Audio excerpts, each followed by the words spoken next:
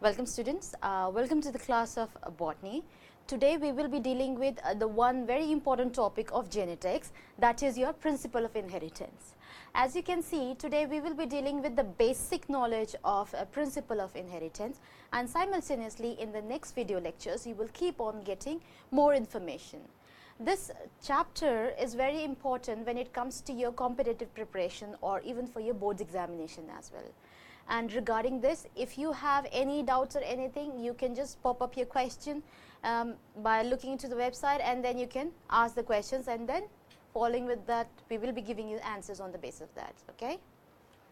So now let's talk about your principle of inheritance. When we talk about your principle of inheritance, that is the first topic of your, or in fact first chapter, followed by your molecular inheritance.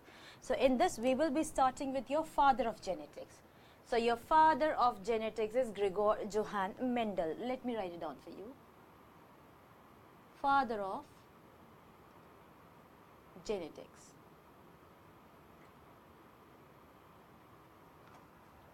Father of genetics. Gregor Johann Mendel, generally what happened, he was working on a flower, that is your garden pea.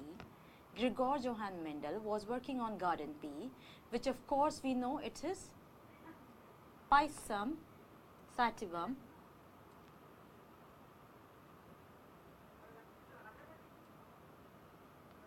So during that period of time, what he found it out, that yes, some of the basic characters, in fact we know it like traits. Initially it was called as traits, now we call this character, which means the same.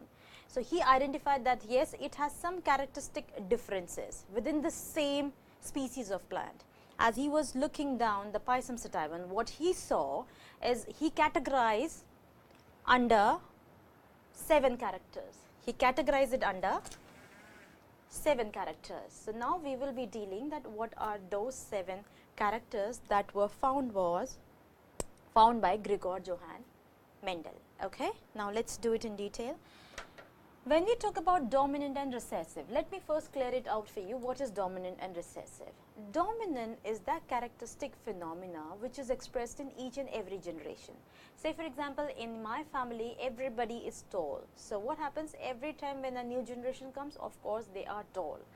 So that means in every generation the same gene is expressing itself. The same gene is expressing itself. So the dominant character is generally, which is expressing in each and every generation, generally characterized with the help of capital letters. Okay. Now simultaneously recessive. Recessive is that criteria or that character which is very much present in the gene pool, but it is not being expressed. Say for example, all the first generation, second generation, third generation are tall, but the fourth generation appears to be dwarf or short in height. Okay, that means it's a recessive characteristic. Recessive, which is very much present in the family, but what happens? It does not express itself. Okay, that is recessive. Recessive is generally denoted by small letters.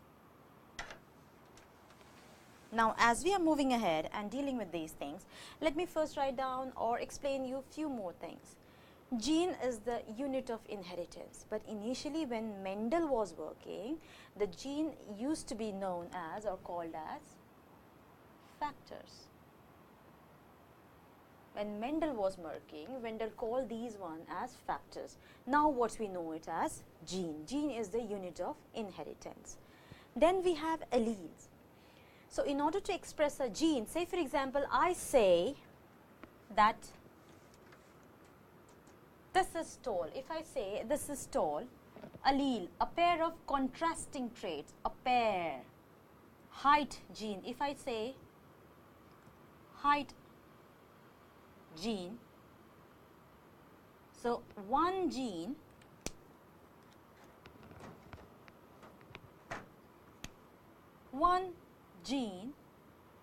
has 2 alleles.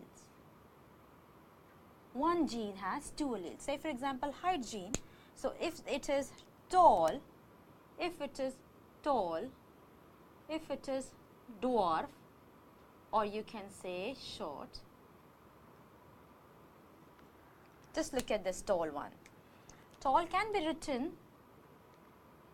capital T, dwarf will be written small t, capital T, it can also be written as capital T, small t. So that means it is very much present there. If in any of the crosses, which we will be dealing with in the next upcoming videos about the crosses and everything. So if in a progeny there is still a capital letter being there, that means yes, that progeny is dominant. That progeny is dominant. I know that yes, there is a small letter as well, but yes, this one is also there. So the capital itself states that yes, it's a dominant character. When same letters, alphabets are chosen, it's a homozygous. And if different, heterozygous.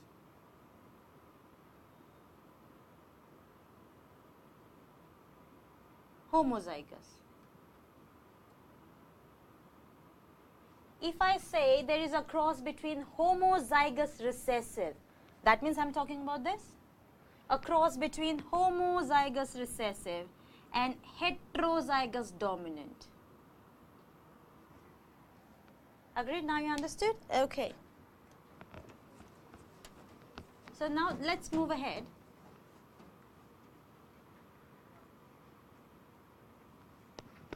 Now we know what is the concept, or what do we mean by dominant and recessive. So it was Gregor Mendel who worked on 7 pairs of contrasting traits, or you can say characters. 7 pair of contrasting traits or characters. This is what we are talking about. Now we will be dealing this in detail. So let's talk about like this. When Gregor Mendel was working on garden pea, what he observed that majority of the pea plant, which is Pisum sativum, when he looked into the seed shape, they were round and recessive would be wrinkled. This would be round, wrinkled. He looked for the seed color. Seed color, majority of them were yellow.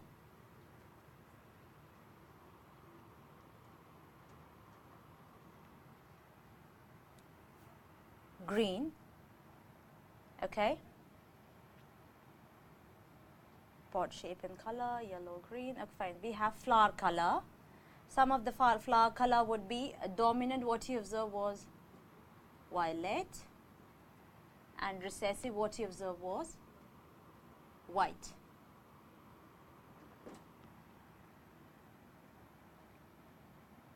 Pod shape, when we talk about the pod, this is the pod, this is the pod. So it was full or inflated, and this one is constricted. Constricted. Pod color, yes, it would be green or yellow. Flower position, some of them were present, axial, some of them were terminal. Let me tell you what do we mean by this. Leaf, flower, leaf, flower, leaf, and then keeps on going like this. This is axial. And when we talk about terminal, leaf, leaf,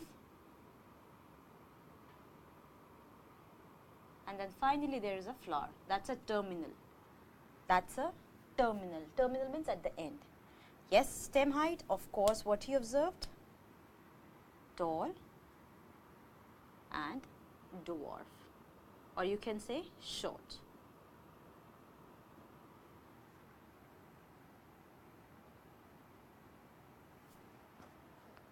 So these are the structures which Gregor Mendel observed. Okay, and We have started with the basic, and in the simultaneous lectures we will be dealing with the crosses as well. Hopefully this video has been helpful for you in order to just understand the basics, so that when we will be doing numerical approach, it will not be a challenging for you. Okay, thank you so much for your